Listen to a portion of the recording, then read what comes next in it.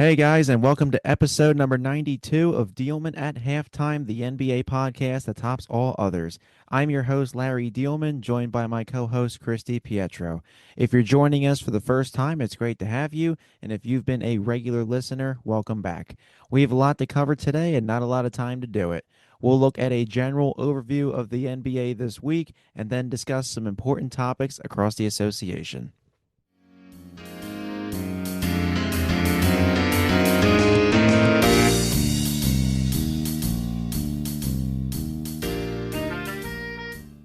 Let's get to our content for the week. The biggest story in the NBA this week comes out of Boston. Jayson Tatum made his long awaited return to the Celtics on Friday after rupturing his Achilles in the 2025 Eastern Conference semifinals against the Knicks. And he had a pretty good game. He put up a near triple double, 15 points, 12 boards, 7 assists in a 120 to 100 win over the Dallas Mavericks. Currently, the Celtics 42 and 21 and just 3.5 games behind Detroit for the top Eastern Conference seed. Pistons are on a 3-game losing streak, so this gap is kind of closing at the moment. Chris, do you think Tatum honestly makes the Celtics instant favorites in the East, despite the fact the Pistons have been doing great all year if he's back to his original form? How do you think he's going to mess with Jaylen Brown's MVP campaign, and will he be back to form right away? We've seen Kevin Durant be just a beast after his injuries that he's had, so hopefully he'll make an impact right away. But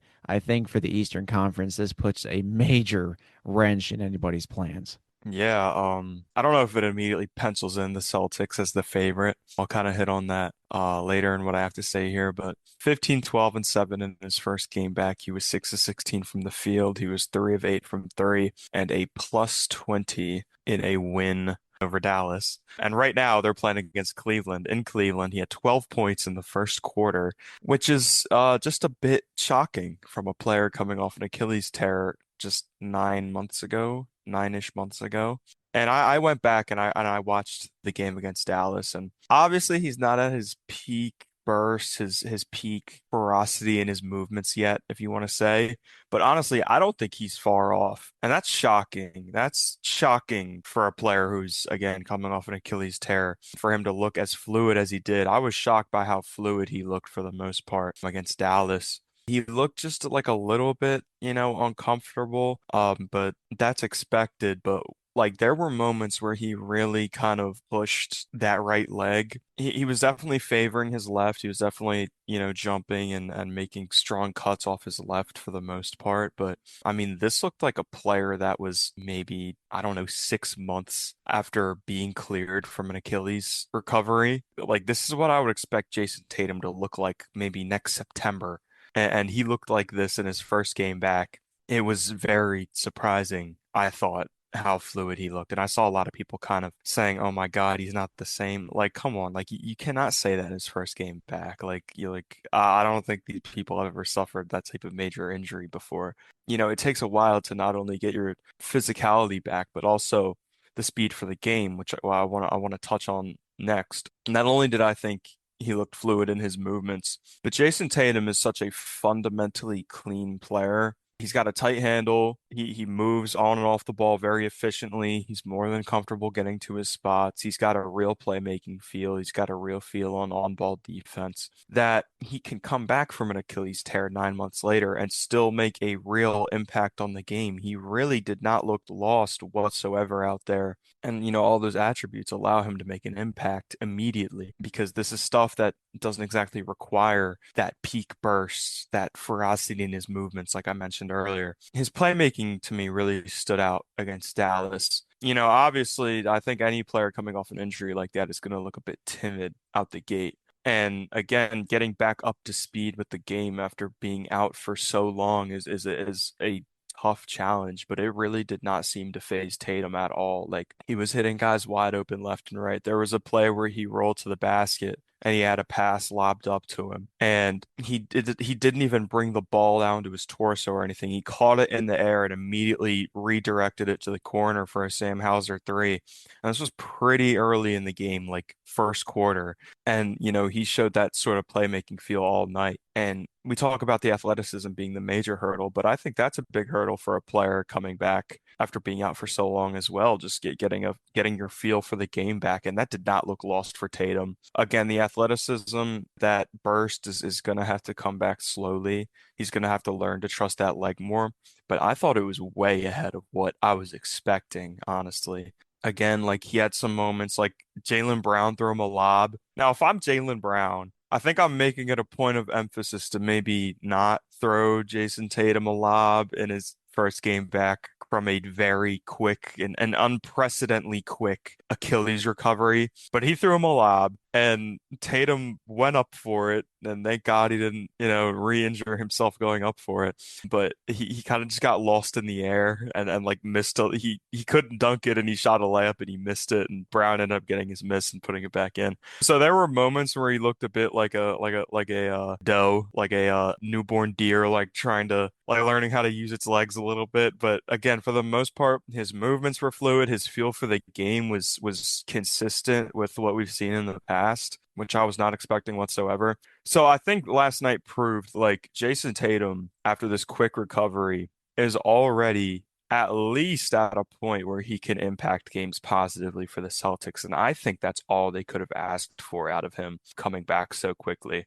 And I think, like again, like seeing what he's doing against Cleveland right now as we speak, getting more comfortable taking shots and getting to his spots. I mean, he looks very fluid out there. Like again, it was an unprecedented recovery, but it's unprecedented how comfortable he looks right now with the ball in his hands. I think the Celtics have to be the favorite in the East right now. The Pistons are an incredible team. And they've blown out expectations this year. But the Celtics have been right on their tail this whole season. And if we're getting an 80% Jayson Tatum added to the mix here in Boston, I think you have to make them the favorite. I mean, they are 3.5 games back at Detroit right now with maybe a third, maybe a quarter of the season remaining. I think that's enough time for the Celtics to kind of string together some wins and look maybe even like that Celtics team we saw 2 or 3 years ago at this point, where they were no question the best team in the NBA. And, they were already up there without Jayson Tatum. And again, if they're adding an 80% Jayson Tatum to the mix, I mean, that is a scary sight for the East. And I think they are at least right there with Detroit, if not better than Detroit. I think the Celtics are going to win the East. Tatum looks comfortable. The team was already amazing, second best in the East without him. It's just crazy to watch what Tatum's doing right now and how fluid he looks. And yeah, absolutely a very scary sight for the Eastern Conference. Very scary indeed. The Celtics, like you said, just trailing the Pistons the entire year, not up to strength. And you remember they lost all these players in the offseason. Drew Holiday, Kristaps Porzingis, Al Horford, pretty much their entire starting lineup. They come into this year, and now all of a sudden getting an 80% Tatum is a scary sight to see. So we'll have to see how the Celtics weather this and see if the Pistons can keep their lead in the Eastern Conference. I mean, if we get a Detroit Boston Eastern Conference Finals, I think that'd be pretty fire. And, we'll just have to see kind of where this leads to with the Celtics. And after today, the Celtics get a 2-game Western Conference road trip to San Antonio and Oklahoma City. So Wow, that's gonna be awesome. Jason Tatum getting tested right away against Mhm. some of the best teams in the NBA. We'll see how that works with Jaylen Brown and how back to form JT is. This episode is entitled He's Back. So, who's raising eyebrows at the moment?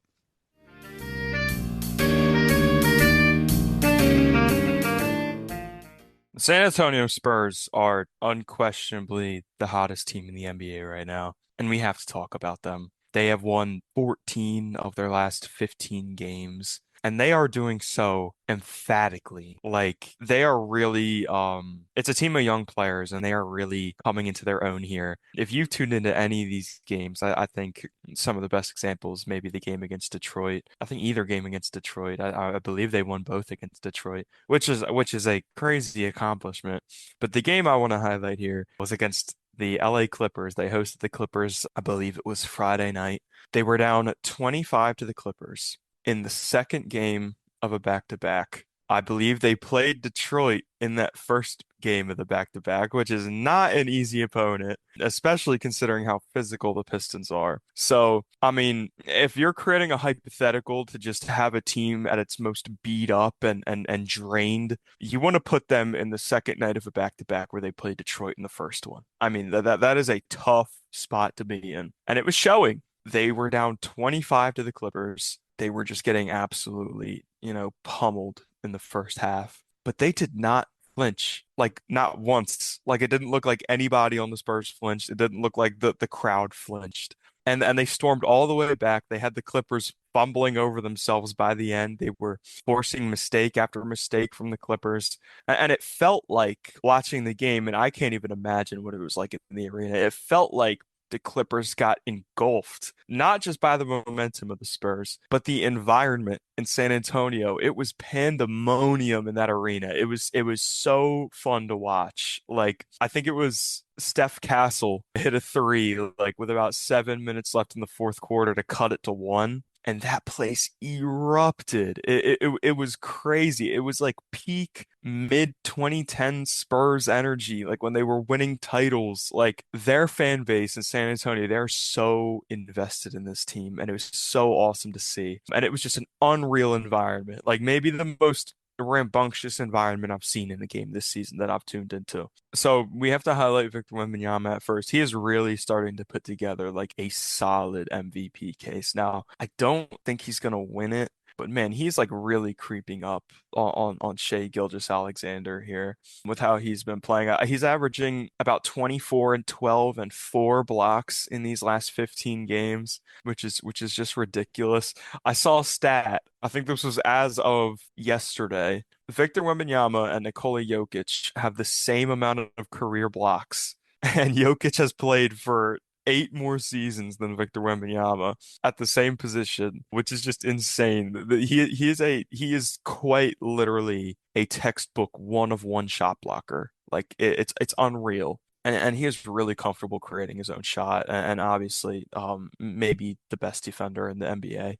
Stephon Castle, we have to highlight here. I think Stephon Castle might be the best defensive guard in the NBA. They have the best defensive center anchor in the league. And I think Steph Castle has a real case to be the best defending guard in the league. He's had several blocks lately that you don't see out of guards. Like he has the same shot blocking tendencies as Victor Wembanyama at 6'4". And he just has a real knack for finding the basketball when on defense. And that was kind of his calling card out of college, that he was just a super solid defender, if nothing else. And he's been more than that in the league. He's been unreal on defense this year. The rookie Carter Bryant out of Arizona, he has shown defensive IQ, motor, hustle, energy that you don't see from rookies hardly ever, and you don't see from many seasoned NBA players. And he's been knocking down threes this year. He is the prototypical 3-and-D player. And he has the athleticism to blossom into much more than that. But he has made a huge impact on this team this year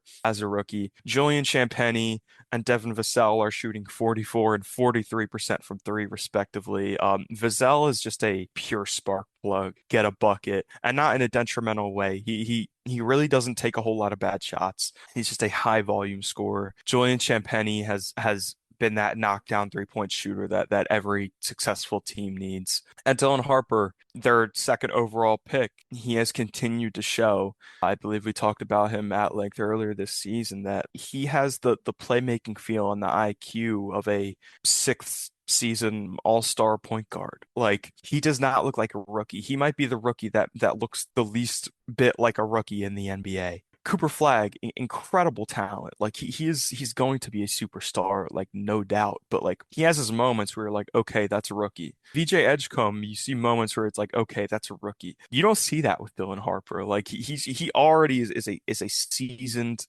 experienced playmaker, just without the material experience. He looks 10 years more experienced than he is, and he's made a tremendous impact on the Spurs this year. He's getting comfortable finding his shots, finding his floaters. He's not a great 3-point shooter, but he's willing to take them, which is step one to becoming a better shooter. This team is just full of hungry, young, high motor players that most importantly play to win. And to top it all off, the environment when playing in San Antonio is just on another level. When the Spurs are rolling, like they're right there, if not more crazy than that Oklahoma City environment that we've seen play such a big role over the last few seasons. They're the best team in the NBA right now. And at this point in the season, I think you can undoubtedly call them a serious threat to not just the Thunder in the West, but any team in the league in regards to winning the title. I think they are maybe the second best contender in the NBA right now behind the Thunder. And they look better than the Thunder have lately. But again, we're not quite at the end of the season yet. But at this point in the season, like I think we can comfortably start to allocate the serious contender title to teams. And that's what the Spurs are, without a doubt. Yeah, the Spurs have just been on a different level this season, and we've seen them the last couple of years be near the Western Conference basement, getting to the end of Greg Popovich's tenure with the Spurs, and they've just shot right back up in the standings. Probably the happiest man in San Antonio right now has to be Mitch Johnson. Like, can you imagine your first head coaching job or first major head coaching job, and you get gifted this roster? You get Victor Wembanyama, you get Dylan Harper, you get Stephon Castle, you get this title ready contender, and Mitch Johnson's not even that old, I believe. So, he's probably on cloud nine. As Well, you said, listen, we have to shout out Mitch Johnson here because, when you get handed a team of great young talent like he has, he's gotten all the goods. But it takes a great coach to have these young talented players not only playing with high energy, but playing to win basketball games. Like it's almost reminiscent of what we saw with Greg Popovich back in the day. These are young players, these are talented players. That's one thing. But the way they're playing right now, I think has to be a reflection of what Mitch Johnson is doing in the locker room at practice to have these guys playing with such high motor, such high energy. It's not like any coach can do that. It's rare coaches can do that. It takes a truly great basketball coach to get that out of any player, let alone a young rookie who's just trying to get his feet under him. He has them rolling right now. So I'm really glad you brought up Mitch Johnson there. Mitch Johnson, yeah, definitely just firing on all cylinders. And with the Spurs being 14 and 1 in their last 15, so they're 3 games behind OKC for that top Western Conference seed. Overall, the Spurs 46 and 17, they're on a 3 game winning streak. And right now, unless something drastic happens, the Spurs should go no lower than the 2 seed for the playoffs. Right now, I think they're Definitely. they're like 6 games ahead of the 3 seed, and there's like maybe 20 something games left, give or take. I don't see them completely just collapsing to the point where their playoff seeding is in true doubt. It's going to be OKC and San Antonio somewhere in that top two. Some of their impressive wins, I mean, you brought up the Clippers and the Pistons, and they gave the Sixers a pretty bad beat down on the road the other day. As we predicted, Yeah. unfortunately. Not having Joel Embiid would help with that. But the Mhm. Knicks actually pounded the Spurs. So that one loss came at the Garden last Sunday, 114-89. So, I guess had to get humbled somewhere. And, just some big blowouts overall. Spurs really clicking at the right time here. Wemby against the Pistons, 38, 16, and 5 blocks. Remember, the Pistons are one of the best teams in the NBA, and Victor Wembanyama's I mean, e doing that against eating them Jalen Duren and Isaiah Stewart, that's unreal. eating Duran and Stewart for breakfast, lunch, and dinner. That's all Right. there is to it. Wemby wanted some stew that night. He was feeling some stew for He dinner. wanted some beef stew. Hmm. Spurs have some tests coming up this week, like we said, with the Celtics going to San Antonio and OKC. The Spurs have tests as well with the Celtics and the Nuggets coming to town. So again, like we said in the last segment, some big name opponents coming. It's not like this is the Jazz and the Wizards. These are big boy teams. And the Spurs, I think, are going to continue their dominance, and as long as everybody's kind of finding their role and playing team defense and, just overall playing together, I think it's going to be some great basketball coming up. And the Spurs definitely have to be considered one of the title favorites in the Western Conference and overall, too. Like, if they can get to the NBA Finals, I think the Thunder are just going to be a really tough team to get past in the Western Conference Finals. We need a 7 game series, Chris, of this. This, Yeah, I mean, this, and this ain't, yeah. we've seen that the Spurs can beat the Thunder like 3 times this season. So, we hold the Thunder on this pedestal and we refer to any team other than them in the West as below them. But the Spurs have shown the tenacity and the grit and the high motor and the energy to where they are going to be competitive any night with any team. And, that's not just anecdotal. Like we've seen this in effect three times this season they've already beaten the Thunder. They're 3-1 against the Thunder this year. So, and I think it's valid to, hold the Thunder up on this pedestal as the best team in the league and the team with the best shot to win it all.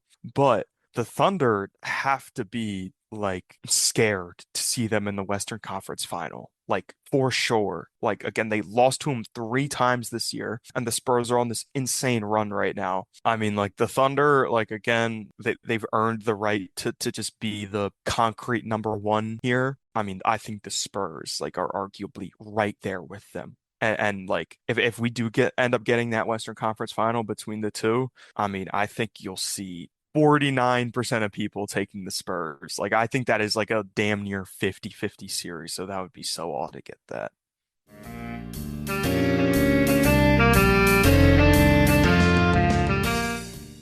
Finally, for this week's game of the week, we're going to do the Orlando Magic at the Miami Heat. This game is on Saturday, March 14th at 8 o'clock. Got a Florida Bowl, Chris. Orlando and Miami battling it out in the Sunshine State. These two, actually, this is more important because they are right next to each other in the Eastern Conference playoff race. And Both a very important spot in the playoff race. Yes. Both teams are in a very contested race with Toronto and Philadelphia to get out of the play-in tournament. Right now, those four teams are in like that 5 to 8 range, and two of those teams, like let's say if the playoffs started right now, two of those teams would secure a first-round playoff berth, and two of them would have to battle it out in the play-in tournament with whoever the 9-10 seeds are potentially. I feel bad for whoever sees Charlotte in that play-in tournament, Charlotte Hornets been on a heater recently. to say the least. The Magic right now, 34-28, sixth in the East. They've won three straight. Paolo Banchero, Franz Wagner, and Desmond Bane all averaging 20 points per game.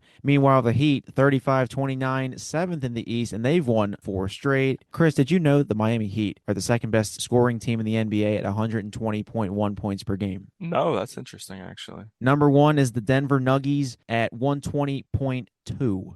So pretty high up for the Miami Heat. Norman Powell must be loving that home cooking down in South Beach. Tyler Hero's presence has really been missed. He's missed a lot of games this year with injury, and I think him and Norman Powell get that work done. Tyler Hero, obviously a great scorer, and Tyler has had at least 22 points in 4 of his last 5. He's really starting to find his groove as we get to the stretch run of the NBA season. In this Florida game, and I think Desmond Bane has added a nice injection of offense to the Magic. There were just so many times, I think last year, fans were just complaining that the Magic just didn't really have that offensive option and give Paolo and Franz just another weapon to deal with under head coach Jamal Mosley. I think Desmond Bane has fit in perfectly. The Grizzlies, of course, have kind of suffered because of that. As we know, the Grizzlies are suffering without Jaren Jackson Jr. But I think the Magic, have a great core on offense. They have a great overall injection of youth. And the Miami Heat, hey, they also have slam dunk champion Kashad Johnson, who was made in the lab 3 weeks ago. Shout And out Kashad Johnson. future finals MVP. But I think this is going to be a good one. And the Magic, I think, are going to come out with the win here,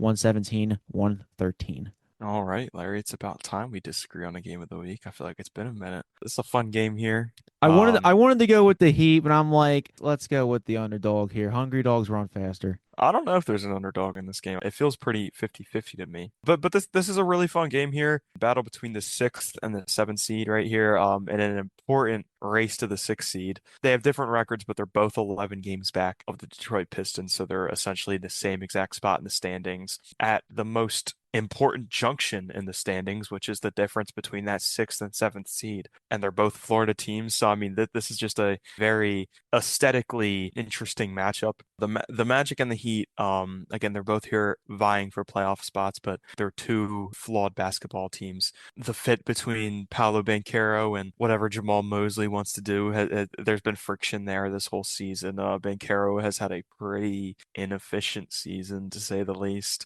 And, people feel Jamal Mosley might not be equipping him properly for success, and they've kind of jawed back and forth at each other. So there might be some friction there. And then with Miami again, we talked about it with our guest Chi-Town last episode. They're kind of just stuck in mediocrity. They don't want to make the big move for the superstar, but they don't want to blow it up either. But they've had a very solid season, as has Orlando, despite, Paolo's question marks and Jamal Mosley's question marks. They're two very good teams. Their game. And this is gonna be a fun one and a very important one in the standings. But I'm gonna go with the Miami Heat in this game. Tyler Hero's back and he looks really comfortable. He's been the Heat's leading scorer in their last two games, which are wins. One being over Charlotte, which is a very impressive win. Charlotte's no joke now. I'd say Charlotte's probably a better team than both the Miami Heat and the Orlando Magic, despite being four spots in the standings lower than them. Incredible run right now. They're playing some truly great basketball. I think the Charlotte Hornets they might be the fourth best team in the East right now behind New York, above Cleveland. So that is a very impressive win by the Miami Heat right there. I think their wins lately have been better. They're on a higher win streak. Both of these teams have 3 games in between this matchup here. They both play Milwaukee. Orlando plays Cleveland and Washington. Miami plays, well, they both play Washington and Milwaukee. Orlando plays Cleveland and Miami plays Detroit, two tenders in the East. So I think both of these teams probably come out 2-1 across the stretch. So still on a very good record among their last six-ish games here. So they're going to be coming into this one feeling good, winning a lot of games. They're already on a streak, and they don't have many tough games in the interim between this matchup. But I'm going to go with the Miami Heat in this one. I'm going to go with the Heat 125 to 113. I think they get it done comfortably over the Magic. Give me a typical inefficient Paolo Banchero shooting performance. Give me Tyler Hero taking Desmond Bane to school. I'm going with the Miami Heat in this one. Another thing too with the Miami Heat, I think, Chris, we have to give a shout out to a particular figure in the Miami community, and that is the Miami Heat public address announcer, Michael Beamonte, who is retiring at the end of this season. Oh, wow. I And didn't if you know don't, that. oh, this has been known for like since the beginning of the season. If you don't know who this man is, unless you've seen a Heat game or two, you probably wouldn't know. But he is the PA announcer, like kind of for the Sixers with Matt Cord, who is on the local radio waves of like 102.9 MGK, and he does the feed from Embiid and all that stuff. Well, Michael Beamonte is most famous for his 2 minutes dos minutos, and the fans copy him too, and just a big figure. So he's retiring after I think about like 30 something years on the mic. What a legend in Miami Heat culture.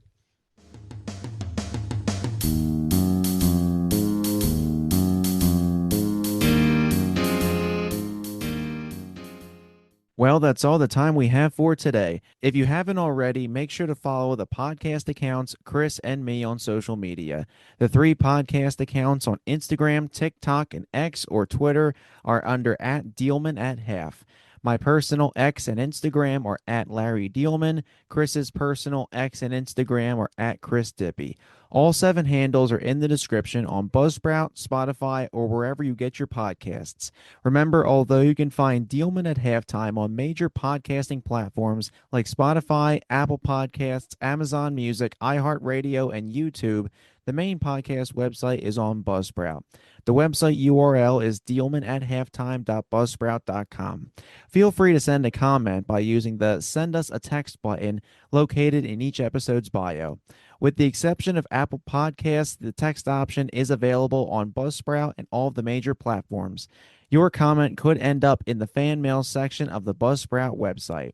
And don't forget to spread the word about Diehlman at Halftime. See you next time, fellow Hoops fans.